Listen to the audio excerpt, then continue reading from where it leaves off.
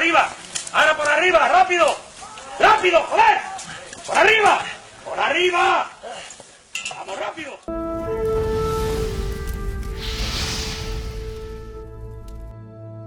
La ley define a la Guardia Civil como un instituto armado de naturaleza militar. Por eso no es casualidad que en su uniformología predomine el verde, o que su jerarquía emplee términos y tenga una cultura castrenses. Por eso, hoy vamos a hablar de la Guardia Civil y vamos a analizar su papel histórico como fuerza contra insurgencia. Y vamos a averiguar si su faceta militar es una peculiaridad histórica española.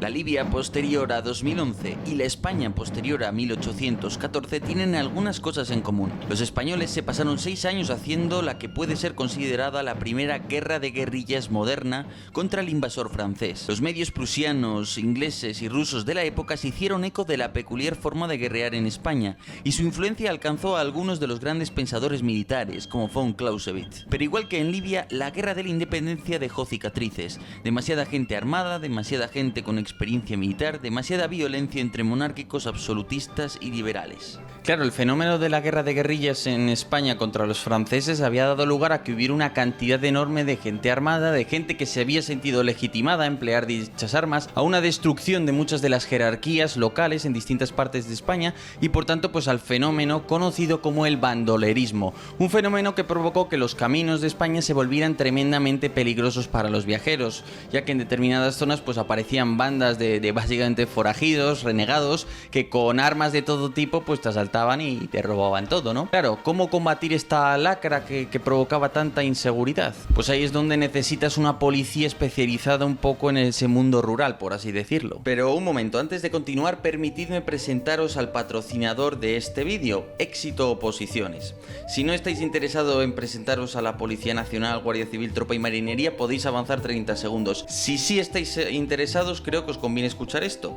Básicamente, Éxito Oposiciones es una startup española que se ha desarrollado con un presupuesto importante y que ha básicamente generado una inteligencia artificial que se alimenta de centenares de miles de preguntas con el objetivo de generar una curva de aprendizaje en el alumno. Es decir, la IA va a ir viendo que se te da bien, que se te da mal, donde hay que poner el énfasis hasta que alcances el nivel necesario para pasar básicamente esa oposición. Así que si estáis interesados, os voy a dejar un enlace abajo en la descripción para que podáis hacer una prueba gratis.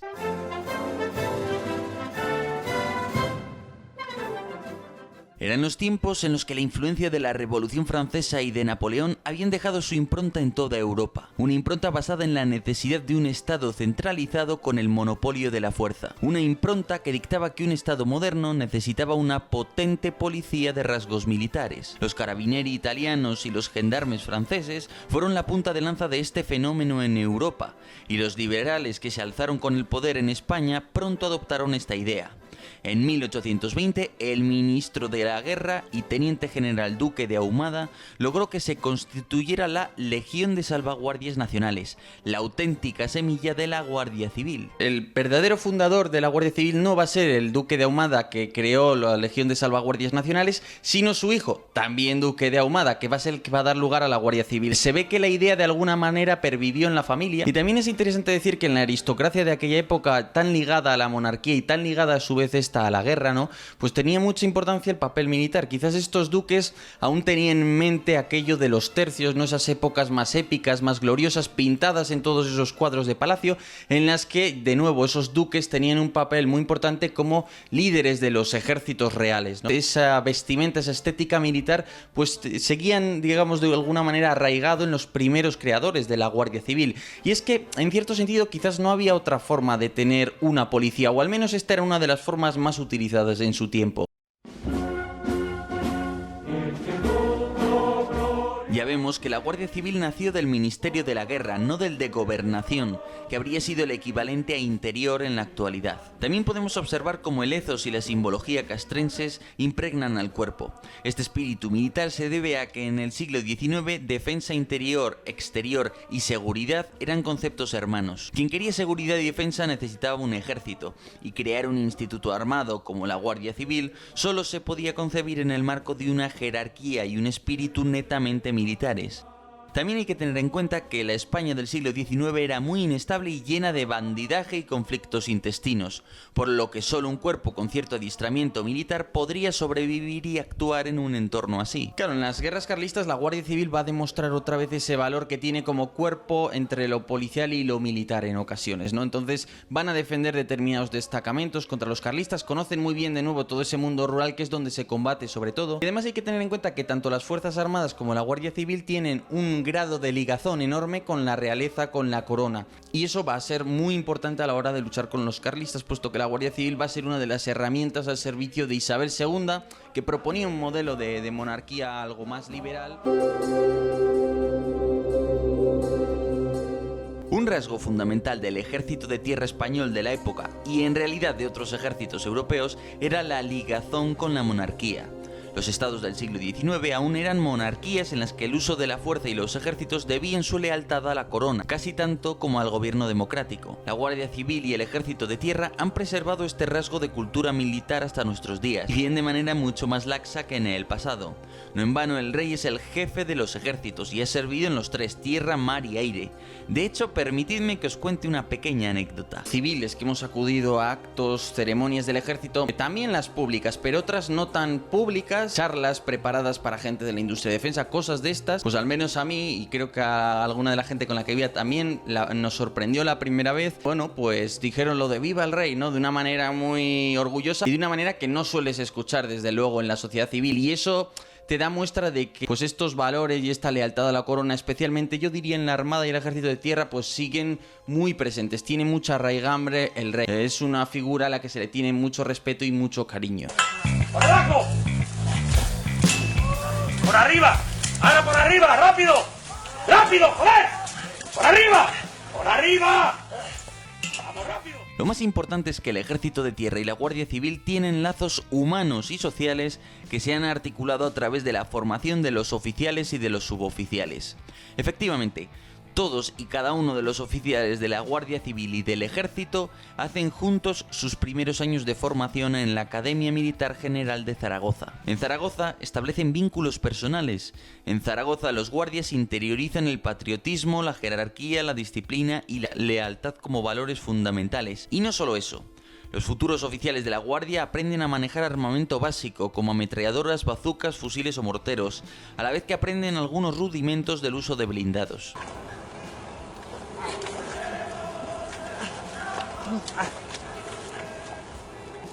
¡Vamos! Por tanto, todos los oficiales de la Benemérita saben algo de táctica y saben cómo usar ciertas armas. Estos conocimientos básicos, unidos a su estructura militar, les permiten ser capaces ante guerrillas, milicias o grupos poco adiestrados. Lo dicho de los oficiales es extensible a los suboficiales, que se forman en la Academia de Guardias y Suboficiales de Baeza, también junto al ejército. Claro, la Guardia Civil de entrada conoce el campo, conoce el mundo rural, y eso ya para enfrentarte a la típica guerrilla rural es una habilidad muy interesante. Aunque solo sea para acompañar operaciones ofensivas del ejército, dándoles información, instruyéndoles, ¿no? Este camino, este sendero, cosas del pueblo, pues eso es ya útil de por sí. El tener ese entrenamiento militar les da una ventaja fundamental, incluso diría con cierto grado disuasorio respecto a grupos como en su momento sobre todo ETA, ¿no? El grupo terrorista vasco que teníamos aquí en España. Esta gente sabe manejarte unas ametralladoras, algún armamento militar llegado el caso que pueden desplegar. Y con ese material y teniendo ciertas nociones de cómo se utiliza, pues ya tienes una ventaja normalmente sobre cualquier grupo guerrillero. Además, súmale que tu estructura ya está preparada para comportarte como una pequeña compañía de infantería, podríamos decir. Entonces, ahí tienen esa habilidad. Y de hecho vamos a ver cómo en la lucha contra las guerrillas maquis, recordemos, tras la Guerra Civil Española, pues hubo un movimiento guerrillero. Ahí la Guardia Civil fue de hecho la principal herramienta, más que el ejército, salvo en algún suceso, ¿no? Como lo que ocurrió en el Valle de Arán, que ahí hubo una batalla. Pero al margen de eso, normalmente la principal labor contra los maquis la realizó la Guardia Civil en las distintas zonas rurales. Sí que es una unidad que te puede servir en retaguardia, ¿no? No destinar soldados a vigilar el arsenal porque los necesito en la primera línea, y destinar por tanto guardias civiles. controlar el tráfico de los convoyes, pues igual le puedo pedir a la Guardia Civil que me haga esas misiones. Lo típico, encabezar, escoltar de alguna manera a los convoyes, ¿no? Con un coche policial. La Guardia Civil lo puede hacer. Tiene una utilidad sobre todo en lo que los ingleses suelen llamar el home front, ¿no? La retaguardia, podríamos decir. Ya os he contado lo que sucedió durante las guerras carlistas, pero lo mismo podemos decir de la guerra de Cuba en la década de 1890, cuando la Guardia Civil llegó a enfrentarse a grupos de varios cientos de guerrilleros. O durante las guerrillas maquis posteriores a la Guerra Civil Española, unas guerrillas contra las que la Guardia Civil tuvo el papel principal. Tener un cuerpo semimilitar que vive en el campo y que conoce el monte es muy útil para hacer contrainsurgencia, y es que nuevamente muchas de las habilidades necesarias para luchar contra una guerrilla son las que se usaron para derrotar a ETA. Si lo piensas bien dices, vamos a ver, tenemos los que empiezan en la academia militar, oficiales, que son los que van a mandar en el futuro, pues se conocen, tanto en el ejército de tierra como en la Guardia Civil sobre todo. Y también normalmente esto tiene sus derivaciones en el Centro Nacional de Inteligencia. Estas conexiones personales van a ayudar a crear confianza entre instituciones. Voy a poner un ejemplo un poco polémico para que os hagáis una idea. Mientras que el Ejército de Tierra y la Guardia Civil van a cooperar perfectamente, y en el CNI, en tanto hay un militar, por ejemplo, también ese triángulo va a estar dispuesto a compartir información, a ayudarse, ¿no? Pensemos, por ejemplo, en lo que sucedió en los atentados de Barcelona, ¿no? Con los Mossos de Escuadra. Era un momento de cierto rifirrafe, de un gran rifirrafe entre el Estado y las autonomías, y la confianza con los Mossos, claro, no era la misma. Entonces ahí ves lo importante que son esos vínculos personales. Claro, no es lo mismo tener un cuerpo que quiere ganar sus propios méritos, ¿no? Que yo tengo esta información y no te la voy a compartir porque quiero explotarla yo y llevarme la medallita yo. Aunque tú igual estés en mejor posición de explotar esa información y de conseguir un objetivo para la seguridad. Estas cosas internas suceden y es importante que se sepa. Ahora quiero que nos fijemos en los símbolos y en los términos. En la Policía Nacional hay comisarios y en la Guardia Civil hay generales. En la Policía Nacional hay direcciones y en la Guardia hay comandancias. En la Policía hay puestos, mientras que en la Guardia hay compañías. En la Guardia usan el color verde asociado al camuflaje del uniforme militar. De hecho, esto os va a encantar. Fijaros en la imagen. Este es el típico cuchillo bayoneta del ejército español durante la Guerra Fría. Es muy característico porque el filo está inspirado en el de la falcata ibérica, la espada típica en tiempos de Roma. Pues bien, este es el escudo de los grupos de operaciones especiales, más conocido como GOES, las Fuerzas Especiales del Ejército de Tierra.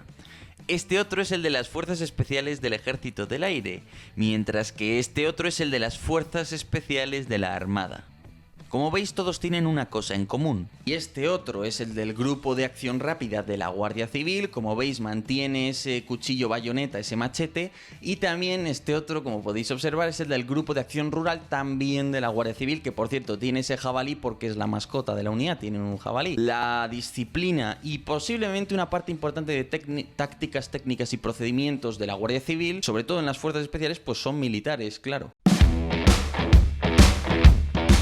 En cuestión de materiales, el ejército y la guardia también comparten algunas compras. De hecho, proponer este tipo de adquisiciones conjuntas con el ejército es una de las potestades del director general de la Guardia Civil.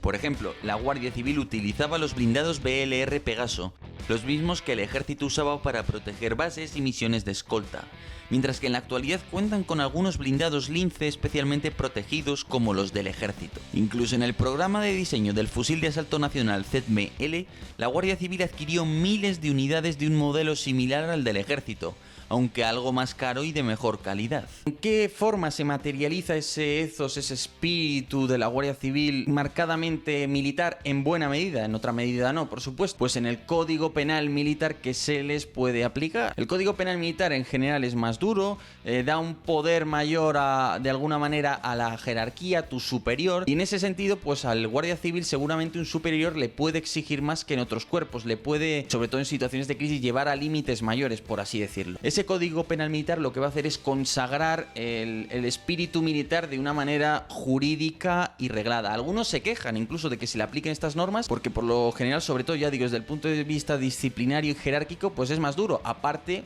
de que los jueces son militares, claro, son gente rama jurídico-militar. Entonces ya vemos que la Guardia Civil es un cuerpo un poco especial. Por último, la Guardia Civil tiene una doble dependencia del Ministerio de Interior y de Defensa, aunque podemos decir que usualmente la relación con Defensa es secundaria, lo que no obsta para que en caso de declaración de estado de sitio, esto es, una situación bélica o prebélica, la ley prevea que la Guardia Civil se ponga bajo el mando exclusivo del Ministerio de Defensa. De hecho, la Guardia Civil tiene un papel muy relevante en el marco de operaciones militares internacionales, en las que son necesarias ciertas habilidades policiales para, por ejemplo, formar a las policías en Afganistán o en el Sahel. La Guardia Civil ha estado en el extranjero y ha formado parte de las operaciones de nuestras Fuerzas Armadas. Se ha creado el Eurogendarm Force, una fuerza de gendarmería europea básicamente, que sirve para apoyar las operaciones en el exterior de las Fuerzas Armadas, porque a veces necesitas un componente policial, ¿no?, para llevarlas a cabo. No confundir con la policía militar. La policía militar es la policía dentro del ejército, mientras que la Guardia Civil, la gendarmería francesa, los carabinieri italianos son cuerpos policiales con una idiosincrasia y unos rasgos militares muy importantes, pero no son policía militar. La policía militar es un elemento interno de las Fuerzas Armadas. Sí que cabe plantearse, ¿es esto una peculiaridad española? Obviamente no lo es. Esto existe en muchos otros países. Alguna vez quizás se abran ciertos debates en España. A mí me parece que no hay que abrirlos porque no tienen sentido, pero bueno. Por ejemplo, en Colombia ha habido un gran debate por la militarización de la policía. Claro, cuando tienes unas guerrillas y unos grupos de ese tipo insurgentes muy fuertes, suele ocurrir que la policía se tiene que medio militarizar para poder lidiar con esas amenazas. Claro, porque es lo que pasa en Estados Unidos. Ves a los policías que parecen fuerzas especiales. ¿Pero por qué sucede eso? Porque claro, en Estados Unidos cualquiera puede tener un arma, cualquier delincuente de poca monta te saca un fusil de asalto y tú, para enfrentarte a eso como policía, qué menos que tener un blindaje corporal como el que llevaría un soldado, el casco, tu propio fusil mínimo, ¿no? De todas maneras, en España yo creo que la Guardia Civil tiene ese carácter especial que da unas ventajas competitivas y unos distintos rasgos de la Policía Nacional. Entonces yo creo que eso es bueno porque te da distintas opciones y un carácter un poco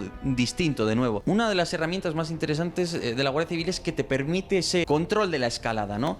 Yo igual en una situación concreta necesito intervenir porque se me han atrincherado unos terroristas, por ejemplo. Pero claro, meter al ejército sería políticamente inaceptable, la ciudadanía no lo vería bien. En cambio, puedo meter a la Guardia Civil, que tiene esas dos caras que me permiten jugar políticamente con ella y emplearla, ¿no? Porque las Fuerzas Armadas tienen un peso simbólico tan fuerte que a veces la amenaza no es suficientemente grande como para emplearlas, mientras que la Guardia Civil sí te permite usarlas. Claro, supongo que todo esto le estará sonando a mucha gente en Sudamérica, ¿verdad? Por ejemplo, en la Policía Nacional de Colombia, pues este debate quizás es el más importante, pero lo podríamos encontrar en los Carabineros de Chile y en muchos otros cuerpos policiales a lo largo de la región. Claro, hay un punto que es inevitable, y es que cuando aparece una guerrilla fuerte, aparecen grupos criminales fuertes, la policía tiende a militarizarse, si no en las tácticas y en los procedimientos, sí en la jerarquía y en el material. Es decir, acaban adquiriendo cierto armamento, material de guerra, ¿no? Pensemos en la policía turca, ¿no?, que emplea esos helicópteros de ataque T-129, la policía de Irak, que emplea lanzacohetes BM-21 Grad, de los que por cierto tengo un vídeo bastante majo que os dejo aquí arriba. Pensemos por ejemplo en cómo al final la policía incluso en España ha tenido y tiene fusiles de asalto. Entonces esto es inevitable. Quizás el país en el que está más en boga este debate es en Estados Unidos, esa militarización de la policía que ya casi desde el punto de vista del equipamiento son indistinguibles, ¿verdad?, de las fuerzas especiales, pero esto al final se debe a que en última instancia cualquier criminal de poca monta puede tener un fusil de asalto en ese país. Entonces claro, la policía es casi inevitable que se arme también. De otro lado, pues antes de acabar quería deciros un par de cosas. En primer lugar, os dejo abajo el enlace a Éxito Oposiciones si queréis opositar a cualquiera de estos cuerpos del Estado. Y en segundo lugar, la próxima semana empezamos 2 semanas dedicadas al submarino S-80 español. Es un proyecto interesantísimo y es un proyecto con muchos claroscuros. Lo más importante de todo es que os voy a dar por primera vez una teoría sobre por qué España de verdad se metió en el submarino S-80. Es una teoría que hasta ahora nadie había planteado y que creo que os va a resultar muy interesante porque explica, creo que de una manera bastante lógica, por qué España de alguna manera tiró del tren a los franceses y pasó de estar haciendo submarinos con ellos a hacerlos ella sola, a hacerlos nosotros solos, ¿no? Así que bueno, señores, esto ha sido un poco todo. Espero que os haya gustado, en especial pues si lo ve alguien de la Guardia Civil, a ver qué opina. De nuevo, espero que os haya resultado muy interesante, que hayáis aprendido como siempre, igual que lo he hecho yo al preparar este vídeo. Y nada, por lo demás, muchísimas gracias por estar ahí y hasta otra.